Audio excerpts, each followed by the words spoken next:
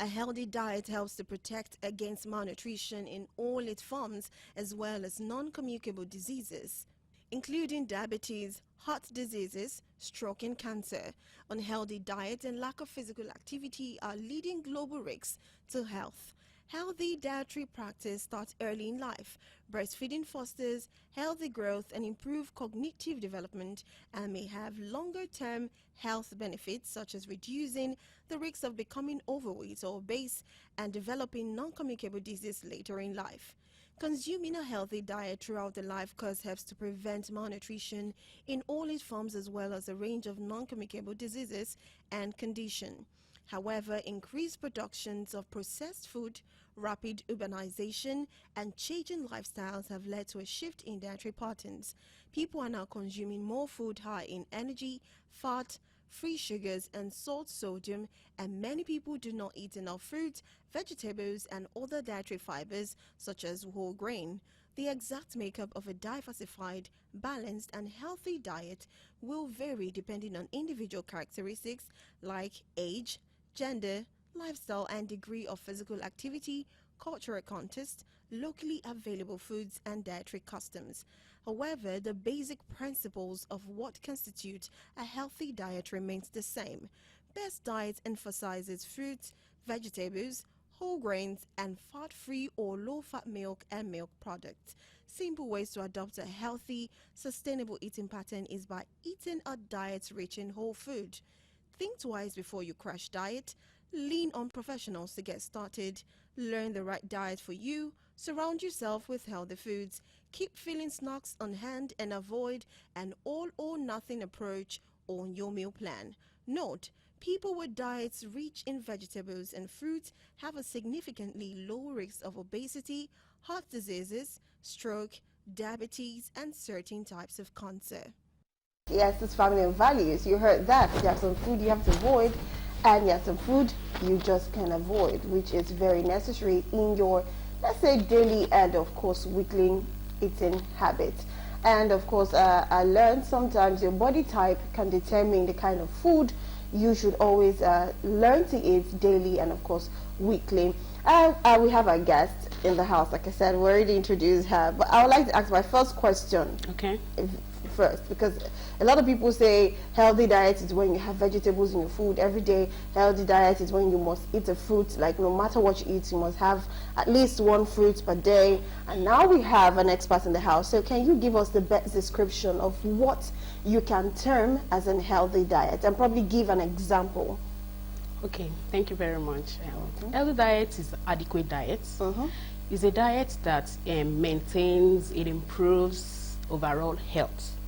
So if we are talking about healthy diet, we are talking about adequate diet. And this adequate diet in particular, it encompasses your proteins. So it does not really stop at the fiber or the fruits aspect. So you cannot basically live on fruits. You should incorporate your protein, your carbohydrates, your fat and oil, the fiber, the fruits and veggies, of course water in your diet. So it is not only vegetables and fruit, because of course you cannot get the needed calorie for your day in, day out from strictly eating fruits and veggies. True. Yes. So now if I'm supposed to go for a day, what are the best meal you could probably describe for every other person, like me, another person, which is still very common for every human being? And we all know the times that we are now at an affordable price. If people want to live healthy, what food do you think is the best to go? Let's use today for an example. What do you think, okay, morning, afternoon, and night, to try and do this?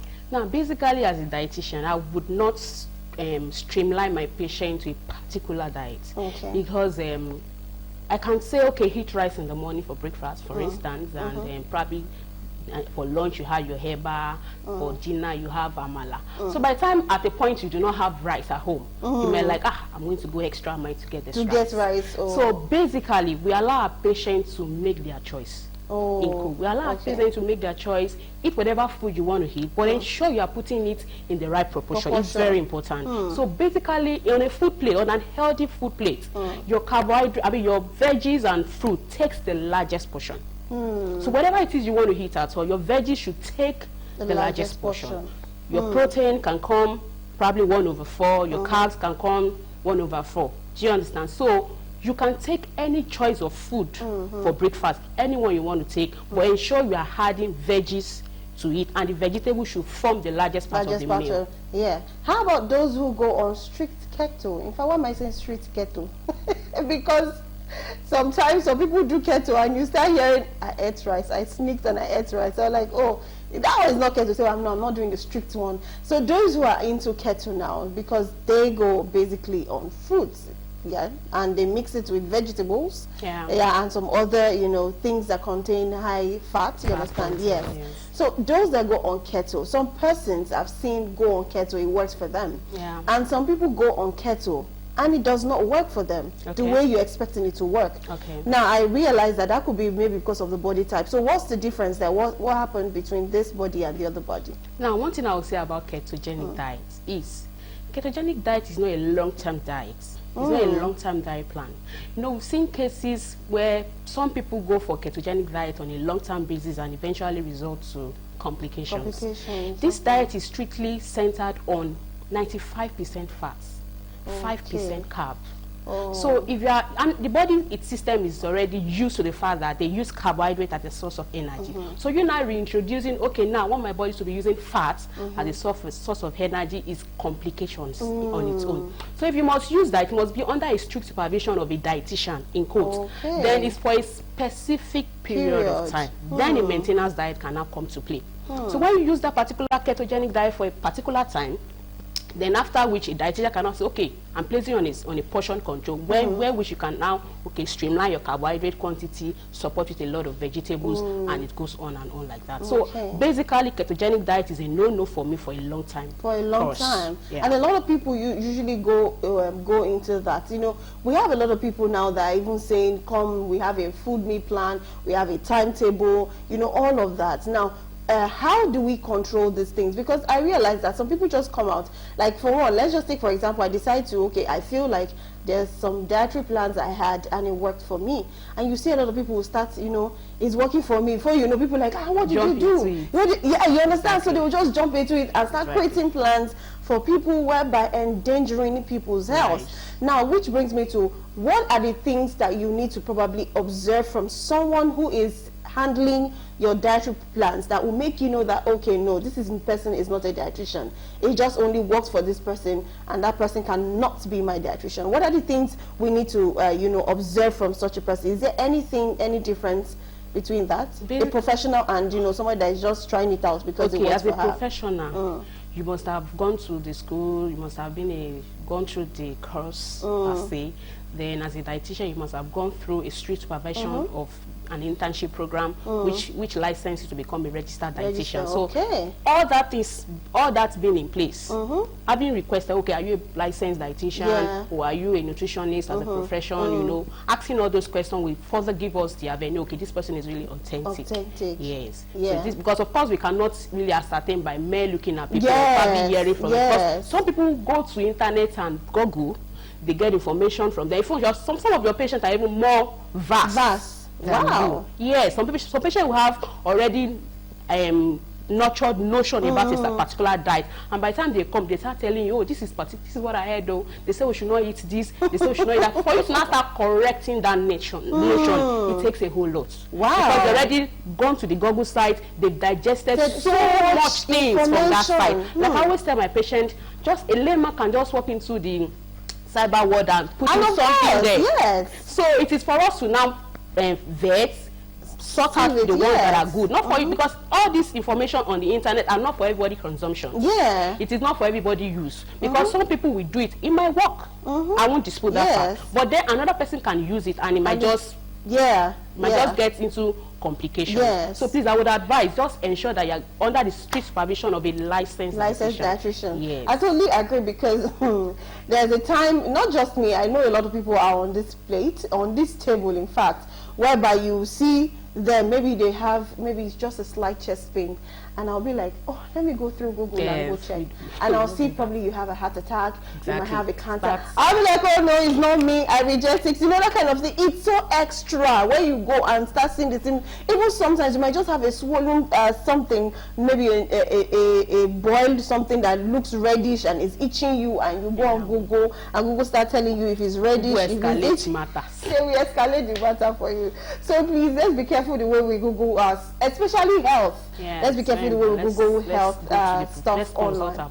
Yes, consult your professionals, consult a dietitian, a physician, a medical doctor, however it comes, just consult them. Okay, now to ask, after eating in the morning, in the afternoon, and the night, is it proper to have snack every time you are feeling hungry, or is better to always go for food instead of snack? Snack like, you know, anything snacky, biscuits, the meat pie and all of that. Is it proper? Now, snacking, I wouldn't say is wrong, but snacking in an obese patient, for instance, we don't really encourage snacking, because at the point when you're not snacking, when you're starving yourself, the body is reprocessing the stored glycogen and converting it into glucose for the body to use. So at that point, technically, you are burning the stored fats. Okay. Do you understand? So, but for a normal patient that is of a good and ideal body weight, of course you can snack. But preferably, if you want to snack, you must snack on an healthy snacks. Yes. If you must snack at all, you must snack on vegetables or fruits, not meat pie, not pizza, not shawarma, you know. And then, of course, your patient will tell you, dietitian, no, I want to eat meat pie. Yes, that's what I said. I want to, who will start snacking on cucumber? Yeah, who will start snacking on cucumber? Who will start snacking on garden head, for instance? Yes. So I would advise, because there are cheating days. There are times you can cheat, but this cheating should not be something you do often. So if it comes probably once in 3 months, once in 6 months, that you just feel like, oh, I think I have cravings for some certain fizzy drinks. Of course, you can indulge in quotes, but if you are under a strict supervision of a weight control management, please, I would advise. There's this strong. Did you see the way I'm raising my eyebrow and looking at you? Yeah, that's the fact. You are sounding so impossible to some persons that I know personally that they will snack on biscuits, snack on chewing gum. There are some set of people that snack on fruits. But you know what it is when some people are snacking on biscuits and snacking on meat pie or whatever, and you are telling them no, snack on cucumber if you want to go on a cheat day once in a month. Yes. Well, it's actually healthy to gain an healthy weight.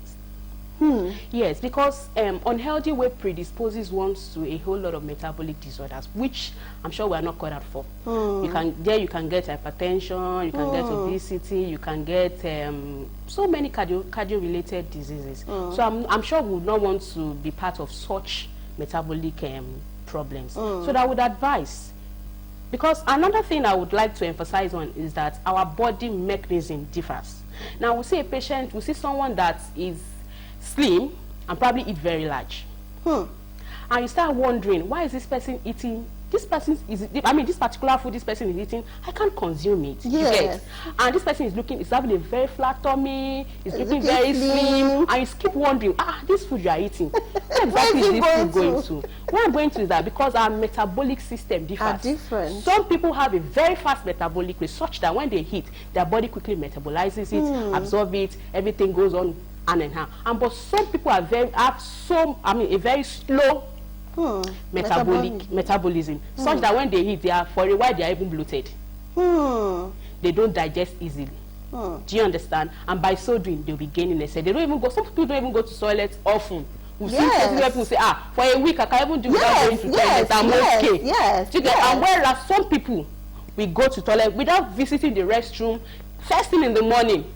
The day has not started for some people. So our body mechanisms differ. So what works for A probably might not work for B. So let's not judge or let's not juxtapose by the fact that certain people are doing certain things. I should be doing it, because by the time you are venturing into things that other people are doing, and then you are seeing the person looking skimpy, looking smart, and there you're just looking like somebody that is 70 and whereas you're just 30. So please, let's just watch out for adequate. Okay, now, because that part where you said a lot of people, you know, they will see some slim people consuming food, and they'll be like, Like, where is this food going to? And you see that when they want to eat, just very little portion. In fact, when they eat, they get tired, they will just stay and wait for a while, you know, before they will be able to do some other work. Yeah. Now, let's come to the part of those that have a slow metabolism when it comes to food. What kind of food would you advise they should always stick with? Because since they have a slow metabolism, it means that they have to take some certain food. There are some food they probably should even avoid. I don't know, I'm just saying. Yeah. Like, that would help them, you know, so that their body can easily, you know, metabolize it. And also, is there anything people with slow metabolism can actually do or eat to quicken up that slow metabolism, to make it fast? Okay, now what I would say is that for people that has slow metabolic rate, should eat is high fiber diet. Now, one thing that aids bowel movement is, of course, high fiber. So when you eat enough vegetables, you add vegetables to your diet on a daily basis, it's always part of your diet. It forms the largest portion of your meal day in, day out. Of course, you visit the toilet frequently. And most importantly, the choice of vegetable should be soft vegetable, not the one that is just like in the likes of your water leaf, the like of your green, not ugu per se. Some people don't really tolerate ugu. You hear people say, when I eat ugu, I'm having running stomach. You can go for the soft vegetables. I mean, that has a bit of moisture content in there, so it's going to help you visit the toilet often. Then you choose the kind of fruit that has more of water content. For instance, your watermelon is fine. You can do cucumber is also very fine. So you can do fruit that has more water content in them. It's going to also help. Then you should hydrate yourself. So some people will eat, they will forget they've not drank water. You understand? So try as much as possible, hydrate yourself. It's going to help digestion. Yeah. It's very good. It's very important. It's going to support the movement of the food, food properly. Then another thing that aids digestion is exercise. So when you eat and you are seated in a particular position, for instance, our aged parents, that they say, it is time for me to eat the fruit of my labor. You understand? they come to their children's place. Yes. The same spot they have is where they get their breakfast, they get their lunch, and probably if they want to snack at all, they still get their snack on that spot. And the only thing they do is to carry probably their grandchildren or be with the possession of the TV remote and changing the TV. So that will not even aid digestion because of course they are not moving around. So exercise, staying active has a very good effect on also metabolism. Yeah, you talked of high fiber. What are the foods that contains this high fiber? Or vegetables. Okay. Vegetables, your whole grains. Yes, vegetables, leafy vegetables. You have your fruit vegetables, your cucumber, your garden egg, your cabbage. You know. Those are the things that are very good. Aside from the fact that these things has high fiber, it has a whole lot of minerals and vitamins that are, of course, beneficial to the body. I love that. This is interesting. So is there a certain time that one should eat breakfast, lunch, and dinner? Like, is it by 8 you must have taken your breakfast, by 12 you must have taken your lunch, and by maybe by 7 or 6 you should have taken your dinner? Is there any time frame to it? There is. Now this is centered on people that like to skip their meals. Yeah, because you see patients will say, I don't like eating breakfast, so if my first meal of the day starts from 12. Yes. You've seen some patients that will tell you that breakfast is not my thing. I do that. Yes, breakfast is not my thing. So when I want to start, my first meal of the day is 12 o'clock. You know? My first meal of the day sometimes even 1 or 2. Yes, by the time they say they eat their first meal of the day 12 p.m. for instance, the next meal they are eating is around probably 3. The next meal they are eating is around probably 6 or probably 7. So at that point, you have a staggered pattern of eating. Because if you don't eat, take it or you leave it, the body will still get energy. Why? Because when we eat, the body has a reservoir that stores the excess that you are eating. Of course, a lot of us eat excess. Yeah. Some of us, our input is more than our output. What do I mean? The food you are eating, it's not commensurate with your exercise, with your activity level. So of course, the body has a whole lot of glycogen in stock for us. So whether you eat or not, trust me, during starvation, the body synthesizes glycogen back to glucose for us. That's gluconeogenesis. Do you understand? So at that point, whether you eat or not, trust me, the body is already getting energy. So that's why at a point, when you're hungry, it will get to a point you're no longer hungry again. Yes. You'll be hungry. To just get to a point, you just that I'm no longer, because at that point the body is already converting glycogen to glucose. So I would advise, and because of portion control, we would advise strictly, if you want to eat your breakfast 7 to 9 a.m. in the morning, no matter how little that meals is, breakfast is an important meal of the day. That is what starts your day. That's what makes you stay active. Of course, you need that glucose to help you stay active, help you to do a bit of running around in the morning. So your first meal of the day can be very little and very light, of course. It could be just 2 slices of bread you're able to munch and a cup of tea, you're moving. Then the second meal, probably your lunch should come around 1, 2. Then your dinner 6 and 7, please, you should be through with your dinner. Because eating late at night does not help. Because by the time you are eating 9, 10, 11, people will tell me that because of the traffic situation in the country, I get home 9, I get home 10. What do I do as a diet? What do I do, dietitian? Please help me. I would advise in that scenario, please try as much as possible. If it is possible for you to eat before coming home, please eat it. Because when eating late becomes an habitual thing, you start gaining excess weight. Because trust me, when you eat 10 p.m. for instance, you almost go to your bed. You're tired already. Yes, you're tired. So when you eat your dinner 10 p.m., the next thing is that you're just sitting there. For some people don't even remember to wash their hand. It's that bad. Like yes, you see, traffic situation is that bad. Of course, when you drive a very long hour, you got home, you had your meal, just struggle to wash your hand. The next thing you're sleeping. At that point, why we eat is for energy utilization. So when you've eaten and you're not even expending that food, of course, you just be gaining excess weight. So trust me, if you eat your food around 6 to 7, nobody sleeps around that time except on a record. Maybe probably the person is ill or something. Yeah. So at that point, you're still moving around. You still want to do a few things before retiring to your bed. So at that point, you're burning the food you're eating.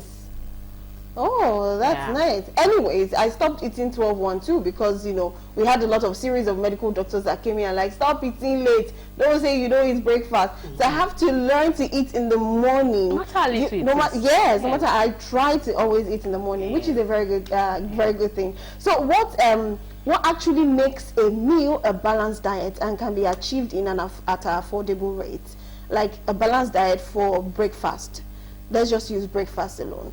Oh, let's use dinner. Since dinner is always the problem in Lagos, like you said, before you get home, you're tired, the traffic, you know, when you close and all of that. Now, to still get a balanced diet that will not be too heavy at an affordable rate, what should the meal? Let's just give an example when it comes to meal, like say maybe rice, beans, let's leave the high fiber and all of that. The English, just give us the meal that one can be able to eat for dinner before going to bed, and that will be a balanced diet. Now, if the person or probably the client is eating meals at exactly 6, 7 p.m., for instance, I would advise you can eat any food of your choice. If it could be rice, it could be, sometimes I don't encourage beans. You know, our body mechanism differs. Some people eat beans because of the flatulence, because of beans has too much of gas. Some of them will be having trouble sleeping. They will have stomach pain. So I don't encourage beans at night. Yes. So if you want to eat at all, you want to have your dinner, you can eat. Some people eat swallow at night.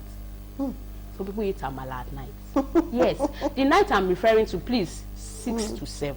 6 to 7. So it could be rice. It could be spaghetti. It could be amala. Ensure that you are eating a very little quantity. I always tell my patient, anything taken in moderation can never be harmful. So trust me, when I have a calorie, I place a particular calorie, I adhere strictly to my calorie content. Whether you choose to eat any meal, any carbohydrate source of meal, you are still in check. In check, right. Because you are adhering strictly to my calorie. Yeah.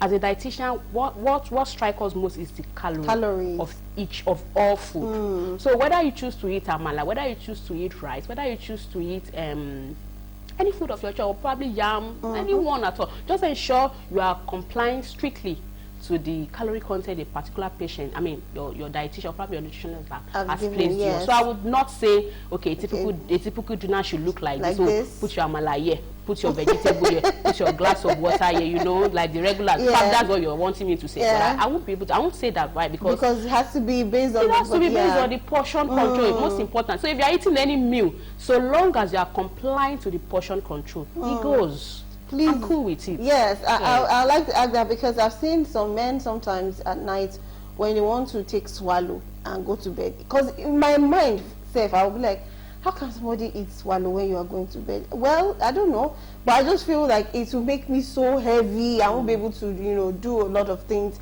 But when they're now taking it, you see them with like 4 wraps and 5 wraps. I'll be like, but why?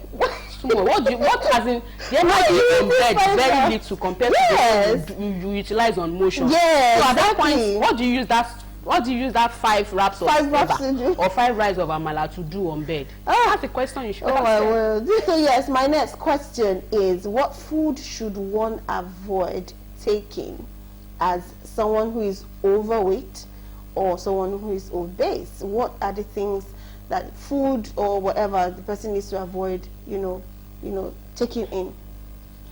Now, I would say something, because there's a slogan I always tell my patients, that there is no food that is bad. All food are good.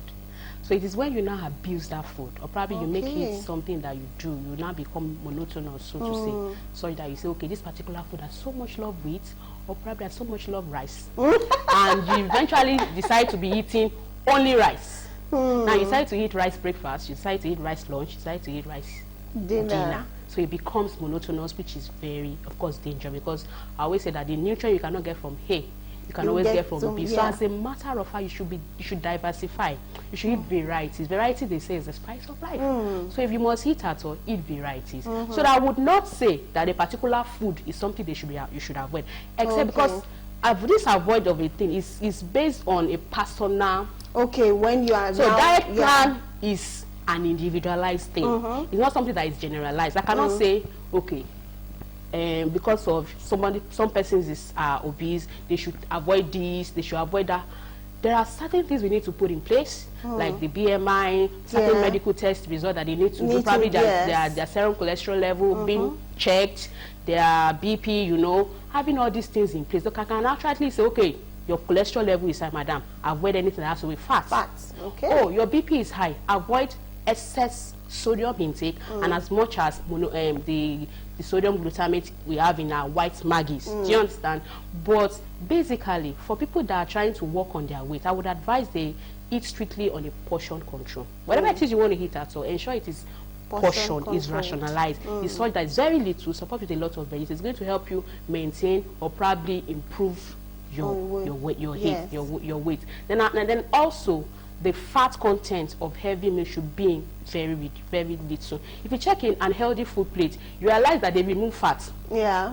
They remove fat there. They remove the place of juice and everything. Yeah. So, because unhealthy food plate does no longer have fat, because if you feel that fat should be traced, should be very little, should be used in a minute quantity. So if you must use fat at all, very little portion of fat in every of your meats, what makes an healthy diet. So most importantly, if you must eat at all, for an obese patient, for somebody that is trying to work on his or her weight, it is portion controlled. Nobody should come and tell me that it's one slim tea that I drank that now made me to lose weight.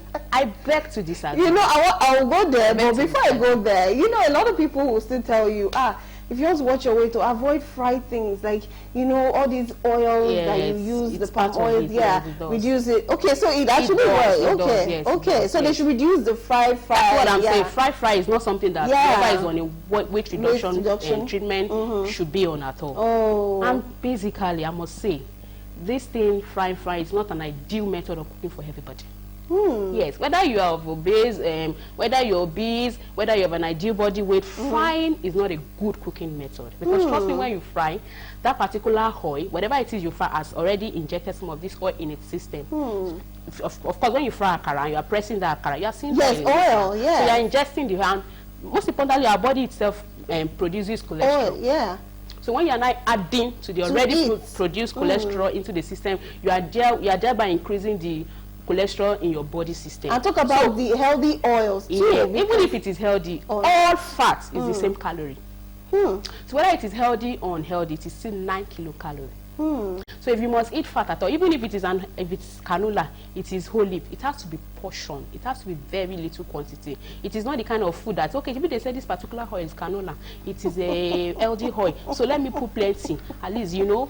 Or it's olive oil. Or it's olive oil, let me put plenty. I can use it as much as I use want butter. To use it. I'm not just put on 5 pounds and all of that. So whichever form of fat you want to use, I emphasize on the place of moderation. But I've heard this thing about some of the oils that people, like you said, you buy akara you fry egg outside, all of those things. They say the oil is very, very unhealthy compared to unhealthy. The ones that Yes, it is unhealthy because at that point, because trust me, because of economy, people that fry outside will not fry now and throw away the oil. They will continue using it.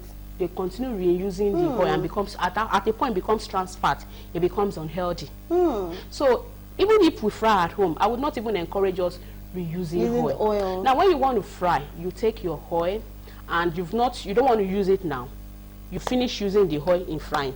I would advise you just put it in a container, put it inside your refrigerator, because by the time you expose the oil to air, it becomes rancid, it becomes trans. So by the time you have your oil, you've used it, and you feel, oh, I want to still use it again. So you can as well put it inside a container, put it inside your refrigerator, it solidifies. So it's better preserved that way. Better preserved that way than leaving it, exposing it to oil, exposing it to air. Then at that point it becomes rancid, then it becomes unhealthy.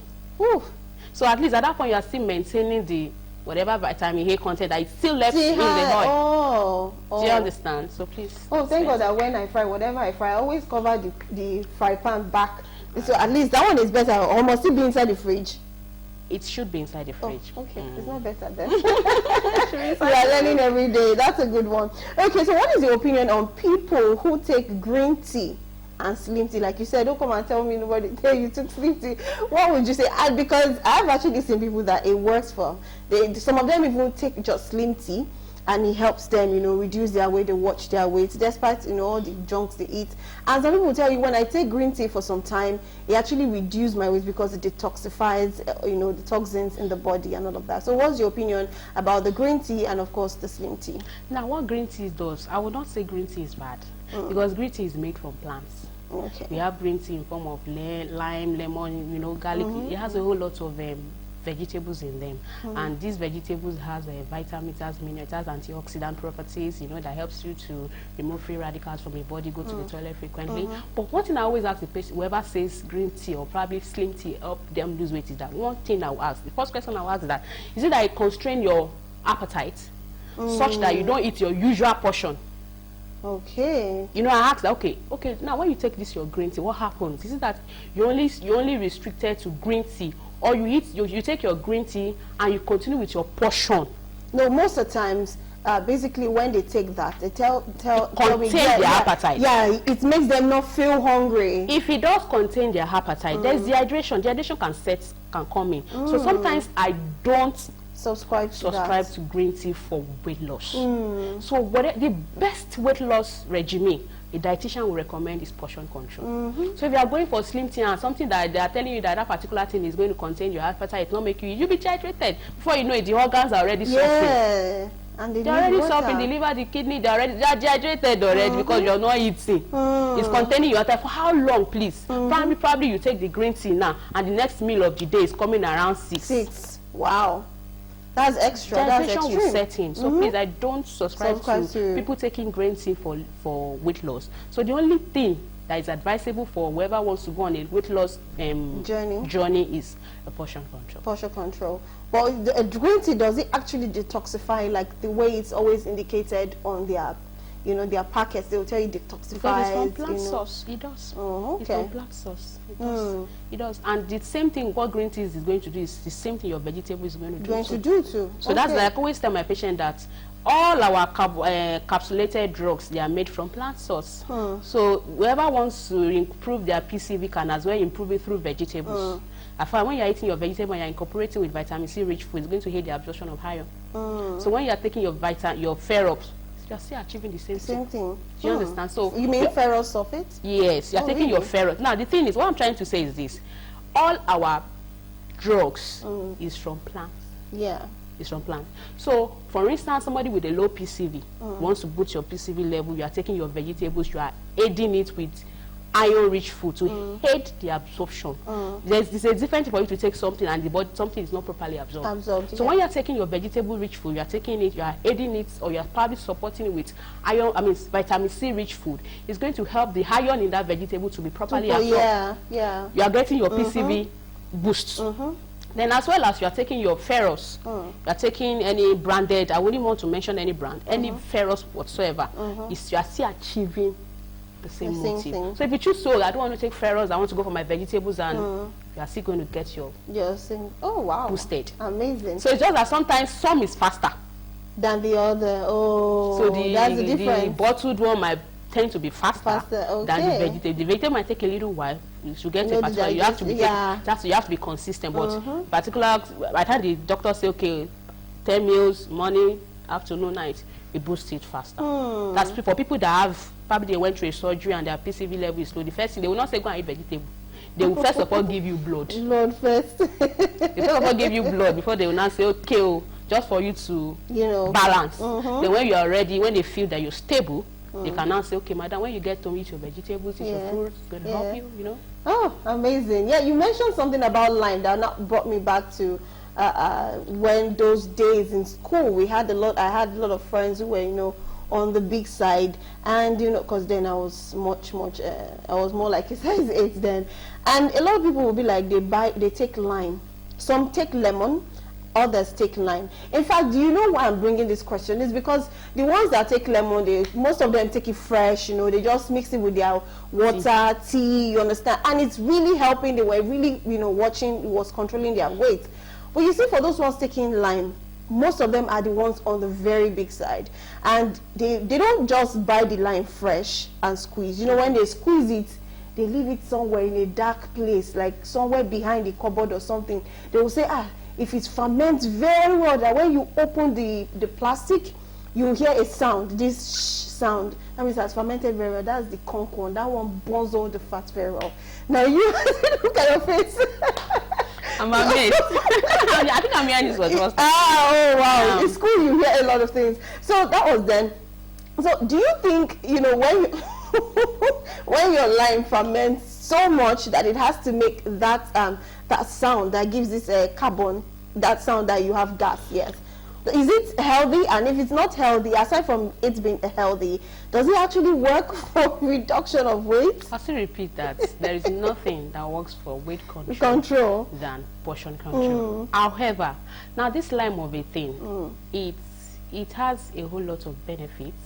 It detoxifies for sure. It does detoxify. Yes, it detoxifies the system because of the rich antioxidant properties. Oh yeah. So if you want to take lime, I would advise that you check yourself. Be sure that you don't have ulcer. Because lime itself is acidic. Acidic, very acidic. When you introduce something that is acidic into the already sore place, then you are in for a very long complications. So I would advise that if you want to take lime, please just know that you don't have ulcer, you don't have any underlying whatever thing that is going through the gastric lining of the stomach. So lime is fine, but when it gets fermented, I don't have anything to say about it, because at that point a lot of probably pathogenic taking place. So I don't subscribe to when it gets fermented. If you want to go for anything fermented, take your yogurt. It has a whole lot of probiotics, of course, that is good for the guts. So if you want to take something like that, you can take it in its raw, in its fresh state. Eat fresh. Use it inside your cup of water, probably warm water. Take it first thing in the morning. It's fine. But in quote, if you have ulcer, don't take anything citrus. It's better to just avoid it. Yes, please. Oh wow, wow, this is so interesting. Okay, to wrap up this section, because our time is already fast spent, we've asked a lot of questions and all of that. I would just say, what advice will you give to people that are really in search of a healthy diet? Some of them still feel it, some of them, like you said, it's always about portion and all of that, but some of them still feel that despite saying it's about portion, sometimes when they eat that portion, they still get hungry. Like there are some people that, to be honest, people that are used to 5 wraps of fufu or 5 wraps of amala in the morning and in the night, then in the middle, that's the noon, they will just take maybe rice or something, and you're telling them now to put vegetable, to put it in portion. By the time they finish that food, in the next 30 minutes they are hungry again. Yes. So what would you advise to people in that circle, how to manage it? Yes. Now, when a patient walks into the department to see a dietitian, the first thing, after having done all the parameters, probably we need to check the BMI, we need to check the test results. The next thing when it comes to portion control is clocking your patient. Of course, we clock, if you're going to eat rice, we have a bowl. We have a standard measuring bowl that is caloric, that it's already, you know, this is particular quantity, this is the calorie in it. So we just show the patient, okay, this is bowl. If you want to eat rice, how many of this will you eat? We had a patient that will say, I eat 10. This enable you to get to know your patient, their appetite, how they eat. So it's going to give us an overview of, oh, if I'm going to plan this meal for this particular patient, I'm not going to be drastic. I have to be flexible. Yes. Because patients will just be looking at you. And they will do their own. Yes. Maybe they are saying your own. When I get home, that thing you say I should not eat. In fact, there's a slogan they will say, it's something that kills a man. Yes, it's something that always kills a man. This one that I want to eat, I will still eat it. You know, for us not to go through that route, we try as much as possible to start it on a gradual process. So we'll not just say, for somebody that is coming from 10, now go to 1. No, we won't do that. We can only say, okay, you take 10, let's do it this way. You can take this particular portion. Then as time goes on, we take it a step at a time. So we cannot just, it's going to be drastic. And for such patients, they might just end up saying, I gave up. Yes, they won't even come again. They won't even come again. And you see, and of course, you've not achieved what you want to achieve. Yes, so we are not so rigid. We're flexible. Yeah. Okay, you've heard, for those who take 5 wraps every morning and every night, and still in the middle of the day they still look for a lot of, you know, different things to snack about. You've heard that. I think it's best if you're obese, if you're overweight, there's a way to actually check that. When you check that and you find out you're obese or underweight, you can always, you know, manage yourself. Meet a professional dietitian that is going to help culture your meal for you, so that you can have a healthy weight gain. Like she said, there's a healthy weight gain and there's the unhealthy weight gain. So you can actually manage. If you're obese, overweight, you can actually even still, you know, bring that weight down by having a good, proper dietary plan. And that can only be achieved by a professional. Don't mix it. Don't go online, like she said. Don't go online. It could work for one person that you know. It might not work for you and could even give you health complications, which is a lot of things she has already said on air today. But you know, this is where we wrap up and say thank you very much, Mentola, for coming. I enjoyed this section with you.